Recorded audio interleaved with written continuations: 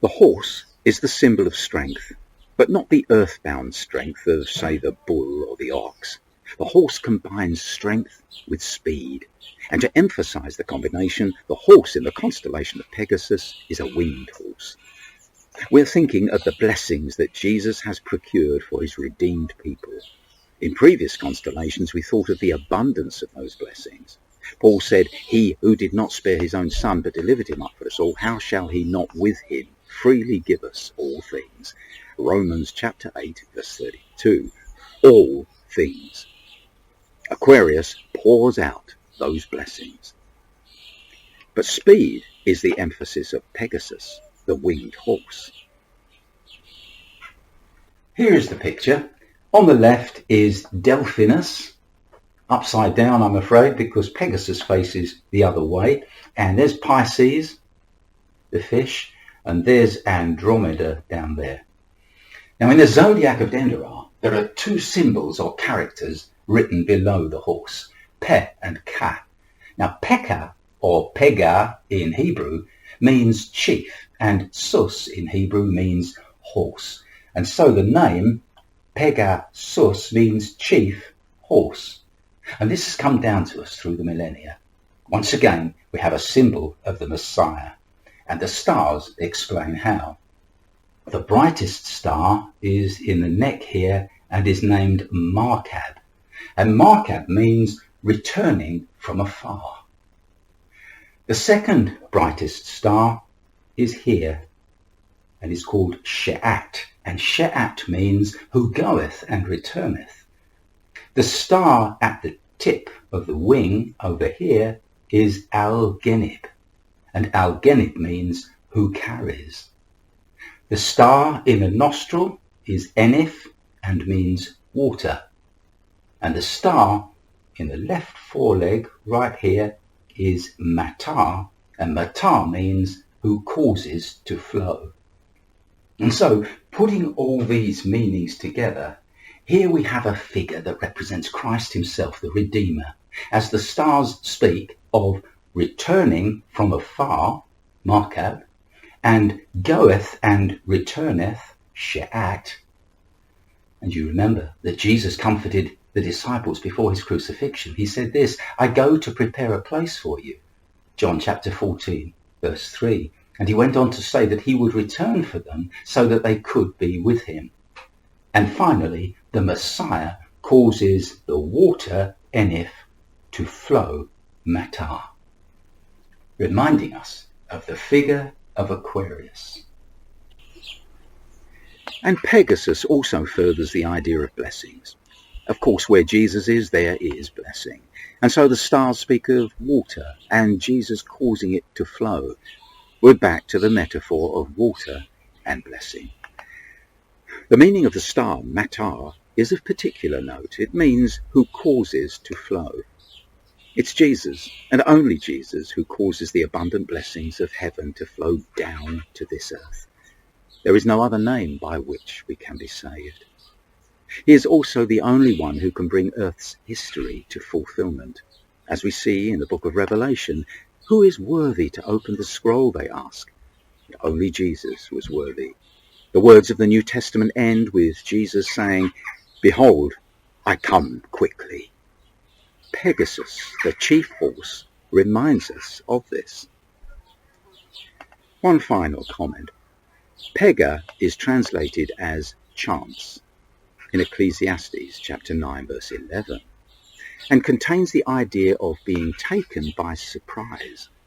It was a chance event, we might say, totally unforeseen and therefore a surprise. Pegasus is also the horse of surprise. Peter warned that Jesus would return like a thief in the night. 2 Peter chapter 3, verse 10. And Jesus said, "Blessed is he who is watching." This brings us to the final decan in Aquarius, Cygnus, the swan. It is fitting that we consider this constellation together with Pegasus because it repeats the same lesson. The great blesser will return from afar very speedily. The Dendera zodiac names this constellation Tes Arc, which means this from afar. This down here is the constellation of Cygnus, the swan. It's between the forelegs of Pegasus. And I'm showing you it in this picture just so that we can get our bearings. I'll take it out of the way. There's a better picture of Cygnus. They turned it the other way for some reason, upside down. There's the foreleg, one of the forelegs of Pegasus. And there's the constellation Cygnus. Now, it's not falling to the ground dead as it appears here, like Eccl, the eagle, you'll remember, because Eccl represented the smitten Christ. But this bird is flying swiftly in mid-heaven. The cross shape of the constellation has suggested to some the cross of Calvary. In fact, the name of the constellation is also the Northern Cross. Now, the swan is a bird of both air and water. And this is interesting in that Christ is the saviour of both Jew and Gentile. In ancient times, the constellation was named Ruach, spirit, and in fact, in pre-Islamic Arabic, it was called Rock or Ruch, and they associated the constellation with the dove or pigeon. Now, as is well known, the dove is the symbol for the Ruach or Spirit of God. And so you see there's new ideas being brought in here, that it represents the Spirit of God, the Ruach.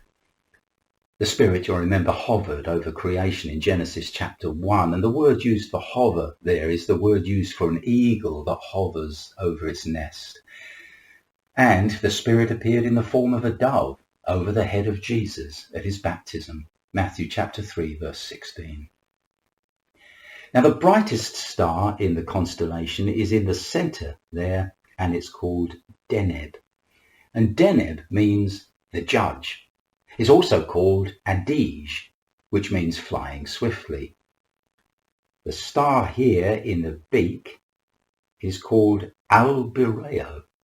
That's an Arabic word meaning flying quickly. And there's a star in the body right here. And that's called in Hebrew Sadra. Now that is a very interesting word because it means who returns in a circle. Now the circle is deeply connected with God's actions and in human history. You may recall the wheels within wheels, or circles within circles, if you like, of Ezekiel's vision of the chariot of God. You'll find it in Ezekiel chapter 1. It's a fascinating subject. There are two stars in the tail. 1, 2. And the names of these stars are, there's two names. There's Azel, which means who goes and returns swiftly, and Fafaj, which means gloriously shining forth. For some reason, they've brought the names together, but they're in fact two different names for the two stars. The message of Aquarius and its decans is clear. Christ has procured indescribable blessings for his redeemed. He will return swiftly, as he promised, and he will fill the earth with the knowledge of the glory of the Lord as the waters cover the sea.